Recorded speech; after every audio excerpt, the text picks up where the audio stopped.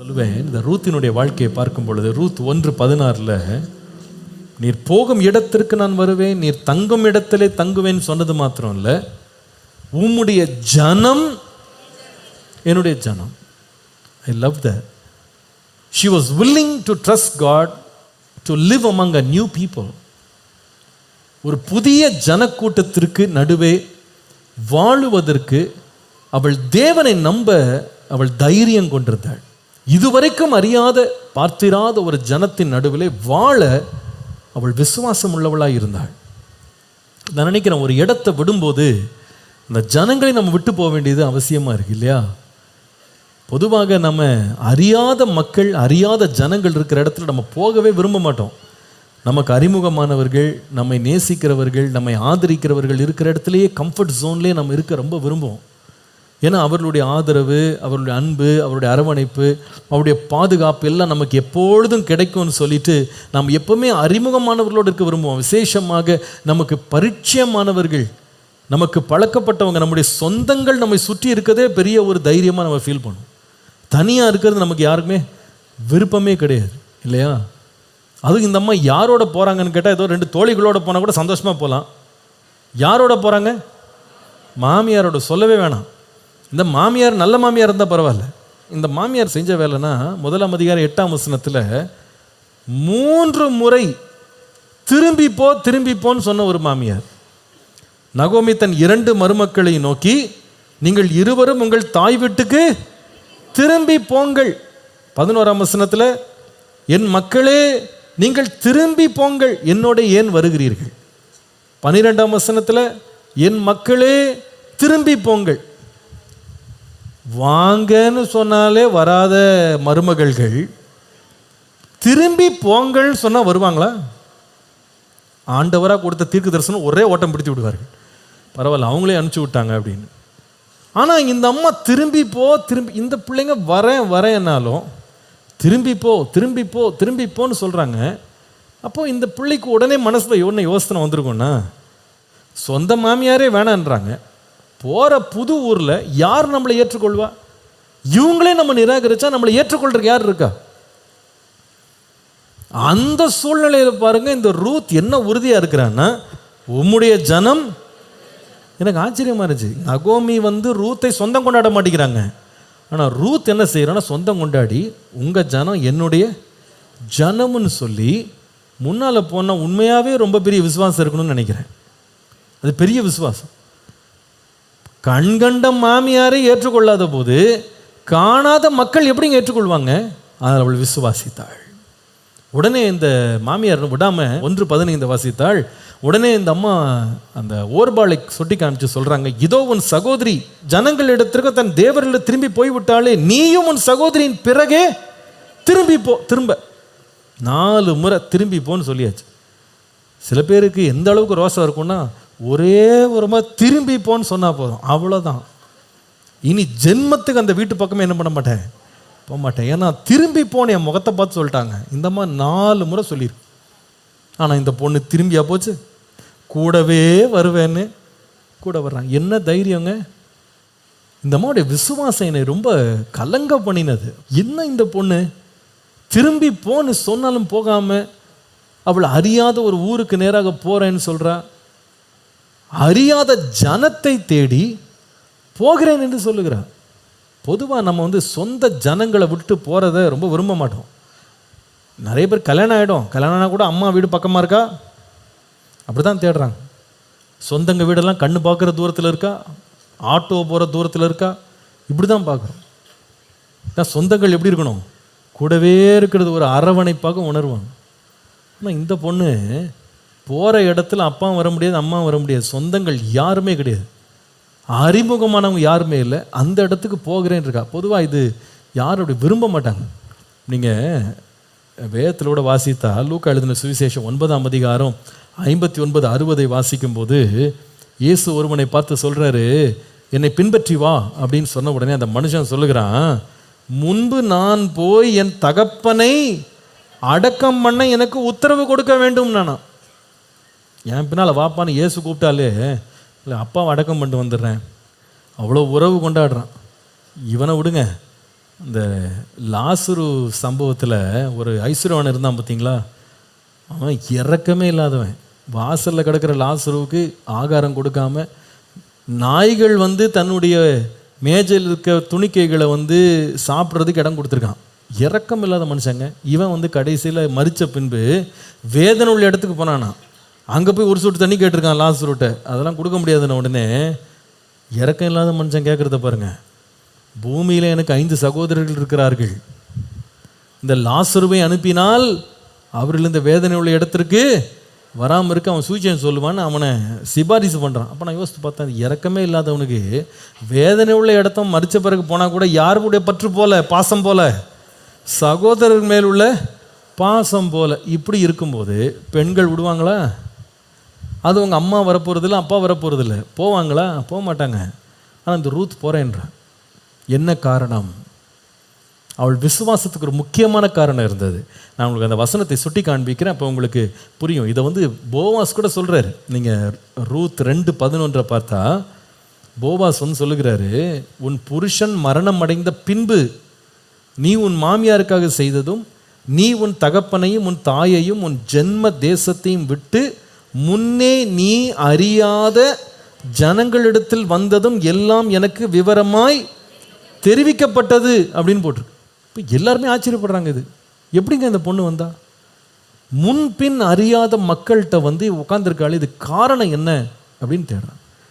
அப்போது இதுக்கு ஒரு காரணத்தை 15ஆம் வசனத்தில் படிக்கலாம். 1:15 ரூத். அப்பொழுது அவள், அதாவது நகோமி, இதோ உன் சகோதரி தன் ஜனங்களிடத்திற்கும் தன் தேவர்களிடத்திலும் திரும்பி போய்விட்டாள். அதில் ஒரு கனெக்ஷன் இருக்கு. ஏன் இந்த ரூத் வந்து தன்னுடைய சொந்த ஜனங்கள்கிட்ட திரும்பி போன்னு மாமியார் 4 முறை சொன்னால் கூட போக மாட்டேன்னு சொன்னா தெரியுமா? அவளுக்கு ஒரு வெளிச்சம் இருந்தது. என்னுடைய ஜனங்கள்கிட்ட நான் திரும்பி போனால் அதோடு சேர்த்து என் தேவர்கள்ட்டையும் நான் என்ன பண்ண வேணும்? திரும்பி போகணும். அப்போ என் விசுவாசத்தையே நான் இழந்துருவேன். அதனால் அவள் எந்த அளவுக்கு உறுதியான விசுவாசம் வைத்திருந்தான்னு கேட்டால், தேவனை பிடிச்சிட்டேன், அந்த தேவனை பின்தொடருக்கு எங்கள் தகப்பன் தாய் இல்லாத இடமா இருந்தால் கூட கர்த்தரோடு நான் தனித்திருக்கணும், நான் கூட என் தேவனை ஆராதிக்கிற ஒரு விடுதலை உள்ள இடத்துக்கு நான் போக விரும்புகிறேன் அப்படின்னு தன்னை ஒப்பு கொடுத்தா பாருங்க. அதான் ரூத்தினுடைய மேன்மை. அவளுடைய ஃபெய்த் அவ்வளோ ஸ்ட்ராங்காக இருந்துச்சு. She was not for comforts. அவள் தன்னுடைய வாழ்க்கையில் வசதிகளுக்காக முதல் உரிமை கொடுக்கவில்லை. அவள் தன் வாழ்க்கையில சொந்த பந்தங்கள் உறவுகளுக்கு முன்னுரிமை கொடுக்கவில்லை. அவளுக்கு முன்னுரிமை எங்க இருந்ததுன்னு கேட்டா, தேவனோடு உள்ள ஐக்கியம். நான் தேவனை ஆராதிக்கிற ஒரு இடம் எனக்கு கிடைக்குதா, அதுதான் நான் விரும்புகிற ஒரு இடம். அப்படிப்பட்ட இடத்துல நான் இருக்க விரும்புகிறேன். அப்படிப்பட்ட ஜனங்களோடு நான் பழக விரும்புகிறேன். நான் சொன்னேன் பாருங்க, முன்பின் அறியாத அந்நிய மக்கள் வந்து இந்த பெத்லகேமில் இருக்கவங்க இவளை ஏற்றுக்கொள்ள போறாங்களானே தெரியல. வாழ்க்கை இழந்தவள், இவளெல்லாம் ஏற்றுக்கொள்வாங்களா தெரியல. ஆனாலும் இவள் ஏன் போகணும்னு நினைத்தா தெரியுமா? அந்த இடத்துல ஜீவனுள்ள தேவனை ஆராதிக்கிறாங்க, அந்த இடத்துல தான் நான் இருக்கணும். என்ன ஒரு வைராக்கியம், என்ன ஒரு விசுவாசம்! தேவன் மேல் எவ்வளவு வாஞ்சை இருந்தா அவள் அவ்வளோ உறுதியாக இருந்திருப்பா பாருங்க. ஹல்லேலூயா! இந்த உறுதி நமக்கு வேணும். விசுவாசத்தில் அநேக உள்ள போராட்டம் என்னன்னு கேட்டால், முன்னால் பாதை திறக்கும் போது அது வசதியாக இருந்தால் தைரியமாக போயிடுவோம். ஆனால் அந்த வசதிக்கு நடுவில் கர்த்தர் இருக்கிறாரான்னு பார்க்குறோமா, அதான் கேள்வி. மோசேக்கு ஆண்டவர் ஒரு இடத்த வச்சுருந்தார். அவனை தேவன் குழந்தையாக இருக்கும்போதே பார்வோனின் கைக்கு தப்புவித்து தண்ணீரிலே அவனை காப்பாற்றி பார்வோனின் குமாரத்தினுடைய அரண்மனை கொண்டு போய் சேர வைத்தார். 40 வருஷம் எகிப்தின் சகல கலைகளையும் கற்று தேர்ந்தான். ஆனால் ஒரு நாள் கண்டுபிடித்தான், நான் யாரு? எபிரேயன், நான் இஸ்ரவேலன் அப்படின்றது கண்டுபிடித்தான். கண்டுபிடித்த உடனே என்ன சொன்னான் தெரியுமா? பார்வோனின் குமாரத்தின் மகன் என்று சொல்லப்படுவதை வெறுத்தான். எனக்கு அது வேண்டாம். அதுக்கு பதிலாக அவன் என்ன தெரிந்து கொண்டான் என்றால், எபிரேயர் 11ஆம் அதிகாரம் 9, 24, 25, 26 வாசித்தால் அதில் அவன் சொல்லுகிறான். 25ஆம் வசனத்தில், தேவனுடைய ஜனங்களோடே துன்பத்தை அனுபவிப்பதை தெரிந்து கொண்டு இனிமேல் வரும் பலன் மேல் நோக்கமாயிருந்து எகிப்திலுள்ள பொக்கிஷங்களிலும் கிறிஸ்துவின் நிமித்தம் வரும் நிந்தையை அதிக பாக்கியம் என்று எண்ணினான். இப்போ அவனுக்கு முன்னாடி ஒரு சாய்ஸ் இருக்கு. அரண்மனை வேணுமா, அவமானம் வேணுமா? எது உனக்கு வேணும்? இந்த உலகத்தின் பாவம் வேணுமா, தேவ பிரசன்னம் வேணுமான்னு கேட்டா பாவம் வேணாம், தேவ பிரசன்னம் தான் வேணும். தேவ ஜனங்களோடு நம்மளுக்கு நல்லா தெரியும், அரண்மனையில் இருக்கிற வரைக்கும் சொகுசு வாழ்க்கை. அந்த இடத்த விட்டு நான் தேவ ஜனங்கள்கிட்ட போனேன்னா எனக்கு துன்பம்தான், எனக்கு பயங்கர பிரச்சனை, எனக்கு அவமானம், நிந்தை, எனக்கு பயங்கர தண்டனைகள், எனக்கு ரொம்ப பிரச்சனைகள் வரும்னு தெரியும். ஆனால் அவன் விசுவாசத்தினால் என்ன செய்தான் தெரியுமா? தேவ ஜனங்களை தெரிந்து கொண்டான். கர்த்தருடைய ஜனம்தான் எனக்கு முக்கியம், கர்த்தரை தொழுதுகளோடு நான் சேர்ந்து கொள்ளணும், எனக்கு இந்த உலக ஆசாபாசங்கள் இருக்கிறவங்க எனக்கு அவசியம் இல்லை, நான் தனியாக இருந்தாலும் தேவ ஜனங்களோடு இருக்க நான் விரும்புகிறேன், அந்த சூழ்நிலையை நான் விரும்புகிறேன், மற்ற இடங்களை நான் வெறுக்கிறேன்னு சொல்லி அவன் அதை வேண்டாம் என்று சொன்னான். முடிவு என்னன்னு பார்த்தீங்கன்னா, கர்த்தர் அவனுக்கு எகிப்தின் அரண்மனையை விட்டு கொடுத்தான். கர்த்தர் அவனை மலையின் மேலே கொண்டு போய் முகமுகமாய் தரிசனம் கொடுத்தார். ஹல்லேலூயா. தேவன் அவனோடு மனுஷன் பேசுவது போல பேசினார். தேவன் அவனை உன்னத ஆசீர்வாதங்களால் ஆசீர்வதித்தார். ஹல்லேலூயா. ஒரு பெரிய இஸ்ரவேல் குடும்பத்திற்கு தலைவனாய் கர்த்தர் மாற்றினார். ஆனால் அதுக்கு முன்னாடி அவன் தான் சொந்த வீட்டை விட வேண்டியிருந்தது. நான் நினைக்கிறேன், அவன் வீட்டை விட்டு அரண்மனை விட்டு வெளியே வரும்போது எல்லாம் திட்டிருப்பான். அவனை பைத்தியமாக பிடிச்சிருக்கு, உனக்கு இவ்வளவு சொகுசு, இவ்வளவு வசதி, இவ்வளவு மேன்மை, இவ்வளவு மரியாதை, மதிப்பு, ராஜகுமாரன்றதுக்கெல்லாம் ஒவ்வொருத்தன் தவம் கிடக்கிறான் உன் நிலைமைக்கு வர்றதுக்கு, நீ இதை விட்டுட்டு போய் அடிமைகளோட போய் உட்காந்துருக்கியே. அவன் சொல்லுவான், எனக்கு தெரியும் இதெல்லாம் அனித்தியமான சந்தோஷம். தேவ ஜனங்கள் இன்றைக்கு பார்க்க அடிமைகளாக இருந்தாலும் கர்த்தர் அவர்கள் நடுவில் இருக்கிறார். எனக்கு அந்த கூட்டம் தான் எனக்கு வேணும். நான் கஷ்டப்பட்டால் கூட பரவாயில்ல, தேவ ஜனங்களோடு நான் என்ன செய்வேன்? துன்பத்தை அனுபவிப்பேன். ஒரு ஆமீன்னு சொல்லுங்க பார்ப்போம். தேவ ஜனங்களோடு இருக்கணும். நிறைய பேருக்கு இந்த சாய்ஸ் வருது. நம்ம காலேஜுக்கு போகும்போது நமக்கு முன்னாடி 2 சாய்ஸ் நிற்குது. ஒரு கூட்டம் தேவனை அறியாத ஒரு கூட்டம், ஆனால் நல்ல ஆசாபாசமாக இருக்கிறாங்க, அழகாக இருக்கிறாங்க, நல்ல கவர்ச்சிகரமாக இருக்கிறாங்க, அவருடைய உடைகள், அவருடைய பாவனைகள் எல்லாம் நல்ல கவர்ச்சிகரமாக இருக்குது, உலகத்துக்கு ஏற்ற விதமாக கண்ணுக்கு ரசனையாக இருக்கிறாங்க. இன்னொரு பக்கம் பார்த்தா தேவ ஜனம் ரட்சிக்கப்பட்ட ஒரு கூட்டம் இருக்குது. அவங்க ஒன்றும் ஸ்டைல் இருக்காது, ஃபேஷன் இருக்காது, ஒன்றும் இருக்காது, பார்க்க சாதாரணமாக இருப்பாங்க. அவங்க உலகத்தில் ரொம்ப பெரிய பிரபலமானவர்களாக இருக்க மாட்டாங்க. அப்போ ஒரு வாலிபனுடைய கண், ஒரு வாலிப பிள்ளையினுடைய கண் எந்த பக்கம் திரும்புது பொதுவான்னு கேட்டால், என்ன நம்ம ஆண்டவரை பற்றி தெரிஞ்சவங்களெல்லாம் என்ன உட்காந்து அவங்களெல்லாம் பார்த்துட்டு இருக்கு, இங்கே என்ன ஸ்டைலாக இருக்காங்க, உலகம் எவ்வளோ அழகாக நம்மளை மினுமினுன்னு கூப்பிடுது, இங்கே போனால் ஓஹோன்னு வாழலாம் அப்படின்னு அந்த பக்கம் திரும்புகிறாங்க.